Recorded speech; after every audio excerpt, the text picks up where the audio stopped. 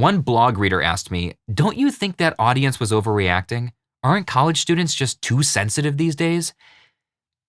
And my honest answer is, hey, Brian Miller here, and welcome to the channel where we help you stop cringing and start connecting. And in this video, we're gonna learn how to avoid the dumb relationship mistakes that are funny in sitcoms or entertaining in movies, but are actually really destructive when they happen in real life. So let's start in kind of a weird place. Fantastic Beasts: The Crimes of Grindelwald is one of the worst movies ever made. All right, put your pitchforks away. I am a massive, unapologetic Harry Potter fan. At the age of 27, I enjoyed an entire day of our honeymoon at Harry Potter World in Orlando, during which I spent almost an hour choosing exactly which wand I wanted for myself. But The Crimes of Grindelwald was such an incoherent story with so many poor character choices, it literally made me want to pull a bunch of mandrakes out of the ground to knock myself unconscious.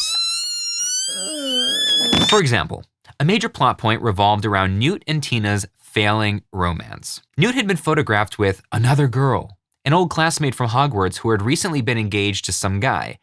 Tina saw the photo and mistakenly believed Newt and this other girl were engaged. So she gave Newt the cold shoulder the entire movie until the third act. At no point did Tina ever ask Newt about the photo.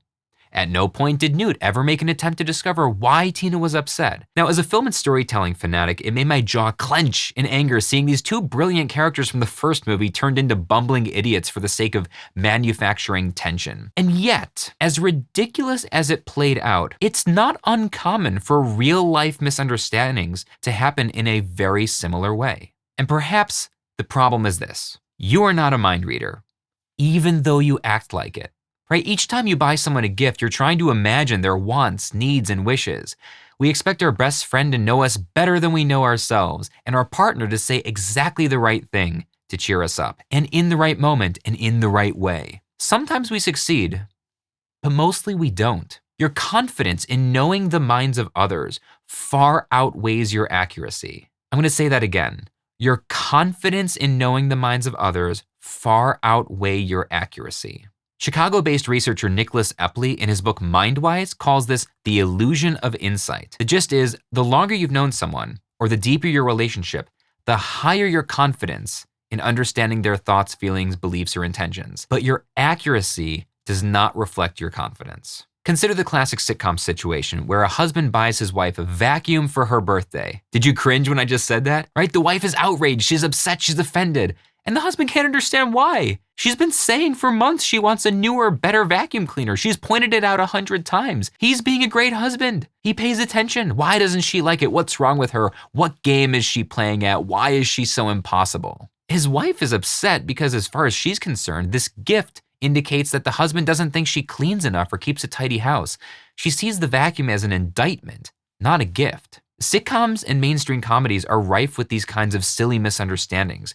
But as we've said, in real life, they're destructive. And so the question is, if we're so bad at guessing how other people think and feel, why do we expect them to do it so much better for us? All right, get your pitchforks back out, because I'm about to be controversial. If you've been misunderstood, it's your fault. I know, but hear me out. In any given moment in a conversation, you are either the communicator or the communicatee. When it's your turn to speak, it's your responsibility to make yourself and your intentions clear. Psychologists have long observed that we judge other people by their actions, but we judge ourselves by our intentions. And the problem is you don't have access to other people's intentions and they don't have access to yours. And even worse, we're not always that clear on our own intentions. Things just happen. We make decisions. We respond emotionally. So what matters is not our intention, but our impact. Now, that doesn't mean you can control other people's thoughts, feelings, emotions, or beliefs. Of course you can't. But misunderstandings are rarely rooted in disputes over values or fundamental beliefs. Most misunderstandings arise from a lack of context. And so the question to ask yourself is this: what context is necessary for this person to fully understand the intention behind what I'm about to say? I've used this example before, but there's an update, so I'm gonna use it again. I was doing a magic show many years ago when I was still a full-time magician on a college campus. It was a freshman orientation show. There was an 18-year-old girl with me on stage volunteering. I said, what's your name? She said, Lindsay. I said, Lindsay, that's my wife's name. Now, if you've never seen 1,000 college students turn into an angry mob in the span of 3 seconds, it's really something to behold. It totally took me by surprise. I had no idea what had gone wrong. What did I say? I mean, they were booing me out of nowhere. And then it occurred to me, there had been a recent wave of high-profile sexual harassment stories in the news. The audience didn't know I was married, and they didn't know my wife's name was Lindsay.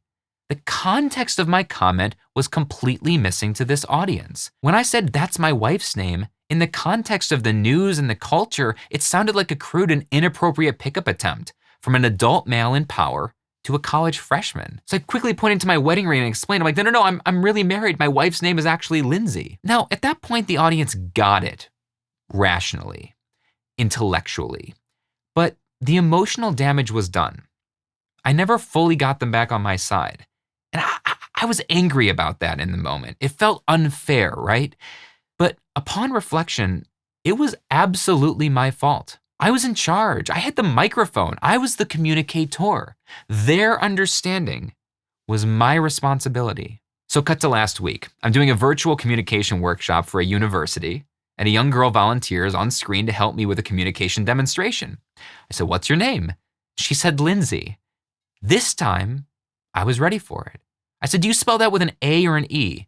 She said, I spell it with an A. I said, all right, now, I got a question. See, my wife's name is also Lindsay, but she spells it with an E. She can never find a souvenir spelled properly. They're always spelled with an A. Does that also happen to you? Taking responsibility doesn't mean you have control over someone else's actions, thoughts, or beliefs. It simply means you've learned enough to do better in similar situations in the future. So, a word on wokeness. One blog reader asked me, don't you think that audience was overreacting? Aren't college students just too sensitive these days? And my honest answer is no. They weren't overreacting. They're not too sensitive. For this generation, that's a natural and normal reaction based on the context of the age they're growing up in. It's not for me to tell them how to react.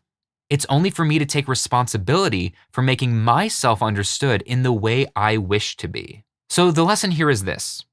If you find that your friends, family members, colleagues, or even strangers aren't responding to you the way you wish they would, if you find yourself constantly having to justify your actions by appealing to your good intentions, there's a remedy for this. Take responsibility. Speak clearly.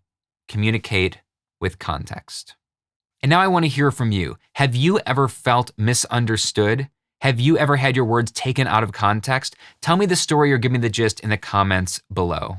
And if you want to stop cringing and start connecting, I've got a great resource for you at softskillsarehard.com.